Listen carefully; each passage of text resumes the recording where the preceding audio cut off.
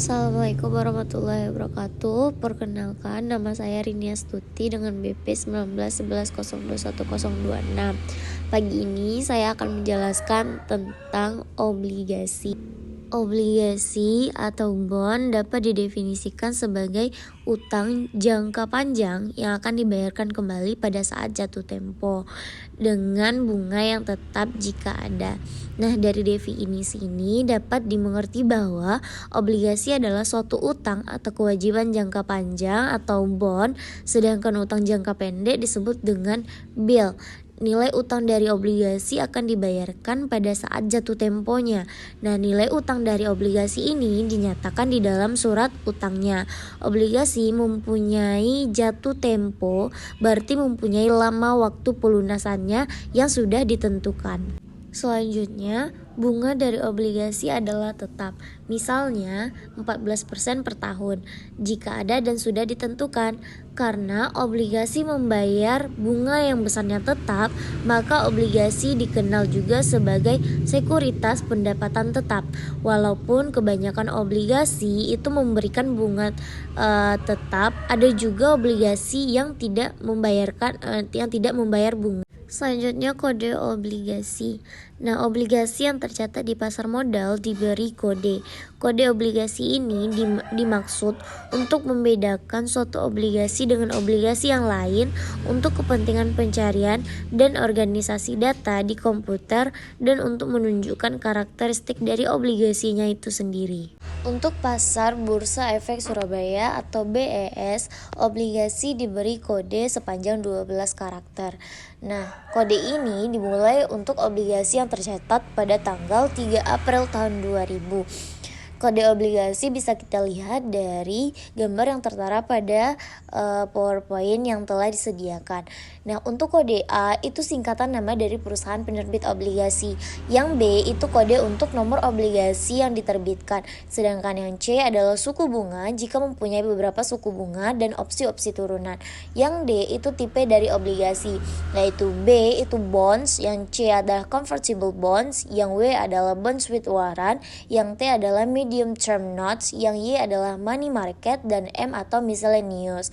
Nah, untuk yang E itu tipe dari suku bunga, yaitu F itu fixed rate, Z atau zero rate atau diskon, dan V adalah variable rate berupa floating rate atau revenue sharing, fixed and floating rate, dan lainnya. Sedangkan yang FG adalah kode dari script plusnya. Selanjutnya kita lihat contoh dari penggunaan kode obligasi itu sendiri.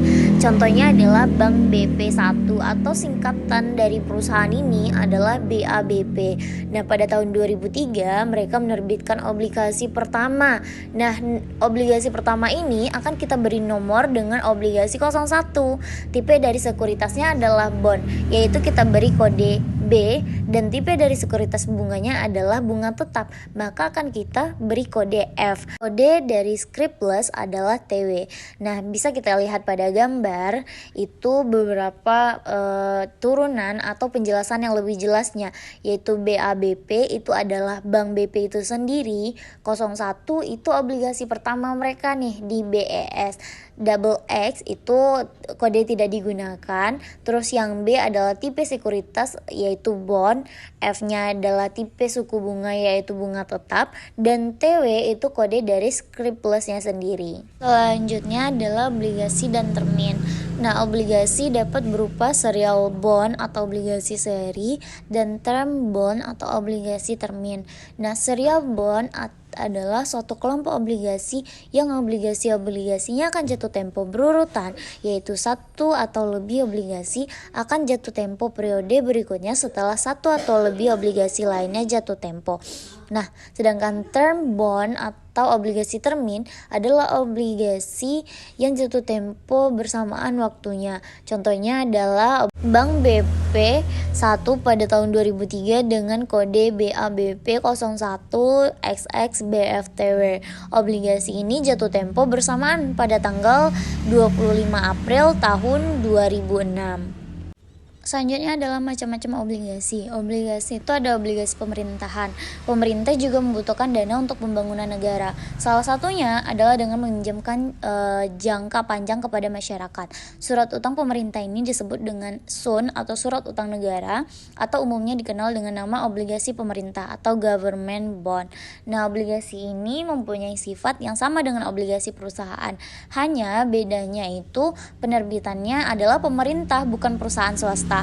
Sehingga obligasi pemerintah dianggap lebih aman dibandingkan dengan obligasi perusahaan. Kedua adalah ORI atau obligasi retail Indonesia. Adalah obligasi yang diterbitkan negara dan dijual kepada perseorangan khusus warga negara Indonesia melalui agen penjual, yaitu bank atau lembaga keuangan yang ditunjuk. Nah, ORI ini diterbitkan dengan tujuan untuk membiayai anggaran negara, diversifikasikan sumber pembiayaan, mengelola portofolio utang negara, dan memperluas basis investor. Nah, ORI ini diterbitkan sejak tahun 2006. Yang ketiga adalah municipal bond atau obligasi yang dikeluarkan oleh pemerintah daerah, seperti misalnya pemerintah provinsi, kota, kabupaten. Nah, pemerintah daerah biasanya mengeluarkan obligasi ini untuk pembiayaan modal seperti bangunan jalan raya, perumahan rakyat, rumah sakit umum, universitas, dan lainnya. Nah, pendapatan dari pembiayaan modal ini akan digunakan untuk membayar kembali utang obligasinya. Bukan berarti pihak penerbit obligasi ini adalah pemerintah daerah, maka obligasi ini tidak mengandung risiko sama sekali. Selanjutnya adalah obligasi perusahaan atau corporate bond. Adalah surat utang jangka panjang yang dikeluarkan oleh perusahaan swasta dengan nilai utang akan dibayarkan kembali pada saat jatuh tempo dengan pembayaran kupon atau tanpa kupon yang sudah ditentukan di kontrak utangnya. Nah, obligasi perusahaan ini biasanya dilindungi dengan bond indenture, yaitu janji perusahaan penerbit obligasi untuk mematuhi semua keuntungan yang dituliskan kepada pihak tertentu yang dipercaya atau trusted. Trust ini biasanya adalah suatu bank atau perusahaan trust yang akan bertindak mewakili pemegang obligasi. Nah, salah satu isi dari indenture ini misalnya adalah pembayaran kupon tepat waktu, dan jika perusahaan melanggarnya, maka pemegang obligasi berhak membatalkan obligasinya dengan meminta kembali semua investasinya. Kemudian ada pasar obligasi. Obligasi diperdagangkan di pasar modal, khususnya di pasar obligasi. Di Indonesia, obligasi diperdagangkan di Bursa Efek Surabaya atau BES. Nah, berikut adalah data obligasi di pasar obligasi BES selama tahun 2003, 2004, dan 2005. Selanjutnya adalah nilai obligasi. Yang pertama itu adalah nilai maturity obligasi. Nilai maturity atau disebut juga dengan nilai jatuh tempo adalah nilai yang menjanjikan akan dibayar pada saat obligasi jatuh tempo. Selanjutnya adalah nilai pasar obligasi, adalah nilai jual obligasi yang terdaftar di pasar modal pada saat tertentu. Misalnya kutipan nilai pasar beberapa obligasi yang tercatat di New York Stock Exchange di surat kabar The Wall Street Journal. Kemudian ada nilai intrinsik atau intrinsic value, atau nilai fundamental atau fundamental value, atau nilai sesungguhnya dari suatu obligasi adalah perkiraan nilai sebenarnya dari suatu obligasi. Nilai sebenarnya tidak mungkin dihitung dengan tepat, hanya dapat diperkirakan. Selanjutnya adalah likuiditas obligasi atau liquidity, atau disebut juga dengan marketability dari suatu obligasi, yang menunjukkan seberapa cepat investor dapat menjual obligasinya tanpa mengorbankan harga obligasinya. Salah satu pengukur dari likuiditas obligasi adalah rentang permintaan penawaran atau bid ask spread, yang menunjukkan perbedaan antara nilai permintaan tertinggi investor mau menjual dan penawaran terendah dealer mau membeli. Obligasi yang aktif diperdagangkan akan cenderung mempunyai bid ask spread yang lebih rendah dibandingkan dengan yang tidak aktif diperdagangkan. Kemudian ada hasil obligasi. Hasil obligasi itu terdiri dari 3, yaitu hasil sekarang, hasil sampai maturity, hasil sampai ditarik. Kemudian ada hak tarik. Hak tarik adalah hak penerbit obligasi untuk membayar obligasinya pada nilai sewaktu-waktu sebelum jatuh tempo. Nah, ada beberapa keuntungan dari hak tarik, yaitu yang pertama, utang perusahaan dapat dikurangi. Yang kedua, obligasi dengan kupon yang tinggi dapat dihentikan dan digantikan dengan obligasi lainnya. Yang ketiga, menyediakan sinyal baik bagi perusahaan yang menunjukkan bahwa perusahaan menguntungkan. Yang keempat adalah menyediakan opsi tarik. Dan ada juga risiko obligasi. Nah, beberapa tingkatan obligasi menurut SAP.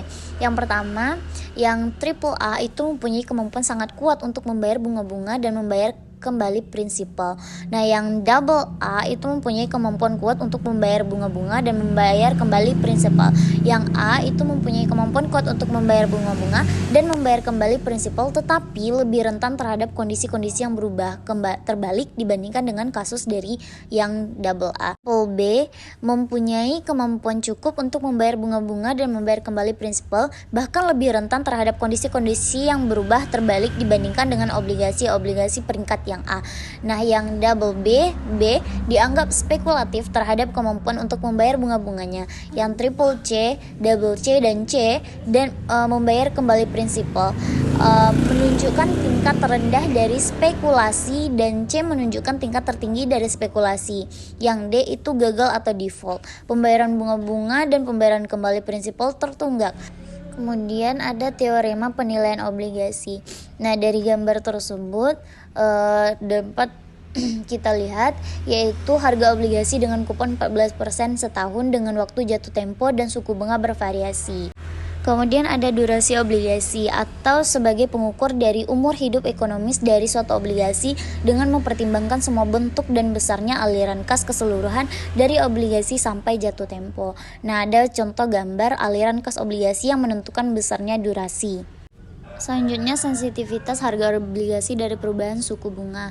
Nah, dari gambar tersebut bisa kita lihat perhitungan dari sensitivitas harga obligasi, yaitu delta P merupakan perubahan harga obligasi, yang P adalah harga dari obligasi, yang D durasi dari obligasi, yang I suku bunga sebelum berubah, dan delta I adalah perubahan suku bunganya. Selanjutnya adalah imunisasi, yaitu strategi investasi di obligasi yang menyamakan durasi dari obligasi atau portofolio obligasi dengan waktu lamanya investasi untuk menghilangkan risiko perubahan suku bunga.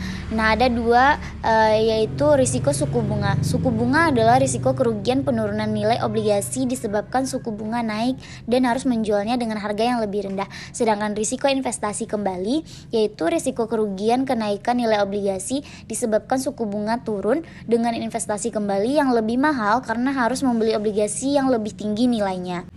Baik, sekian penjelasan pemaparan resume dari obligasi. Saya akhiri. Wabillahi taufiq wal hidayah. Assalamualaikum warahmatullahi wabarakatuh.